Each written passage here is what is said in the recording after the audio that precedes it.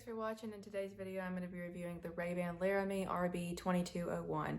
So this one has recently been released, kind of along with the Orion, which I also reviewed fairly recently.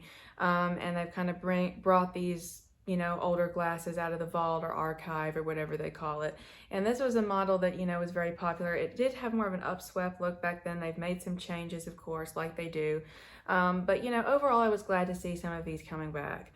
I'll go ahead and show you these on my face. I did want to talk a little bit about, some of the differences to this.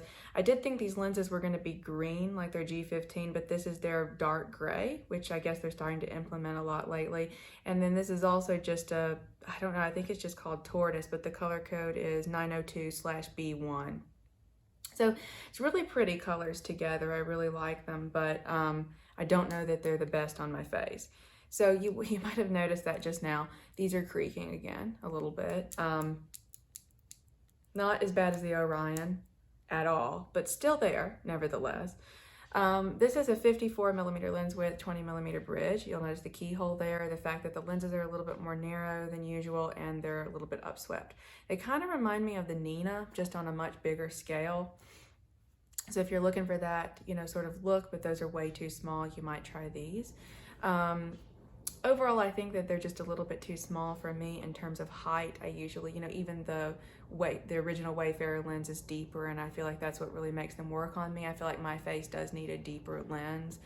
All that being said, though, I mean, they're a nice pair of sunglasses. I think that they could be worn on both men and women, as all Ray-Ban is unisex, really. I do think they look a little bit more feminine, but, that could be for you to decide. The quality, is pretty good.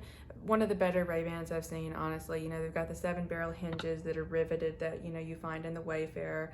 These are made in Italy, and the lenses are really nice as well. So the acetate is nice, and they were adjusted straight out of the box really well, so they're not sitting unevenly or anything like that. But the only thing is that squeaking, I just honestly don't know what is happening. One thing I'll mention real quick is that they normally come in about 2 days. That's 4, sorry. 2 days, because I'm one state over and they come from Atlanta, Georgia. So they get here in 2 to 3. This time it took them 7. They somehow went up to North Carolina and then came back down, missed me, and then came back up. I have no idea what was going on there. But because we're in the August heat, I wonder if the heat had something to do with changing the frame, and that's why they creak. Something that I've recently thought of. I don't know if the answer is as simple as that, but it's something I wanted to throw out there. But I'm a little disappointed again with the quality, because these were $170 and they don't feel like that. They're fine, but they just don't deliver the quality that you would expect for that amount of money. And people are probably like, Kristen, you said you were going to quit with the Ray-Bans. I thought you were going to quit. What are you doing? Well, it's a bit like, an ill-fated trip to Vegas, wherein, you keep losing money, but yet you keep gambling. So, I don't know that I can fully let it go. I keep searching for new classics, and for the ones that are good quality, you just have to dig quite a bit to find them. And I probably will just continue to look for that.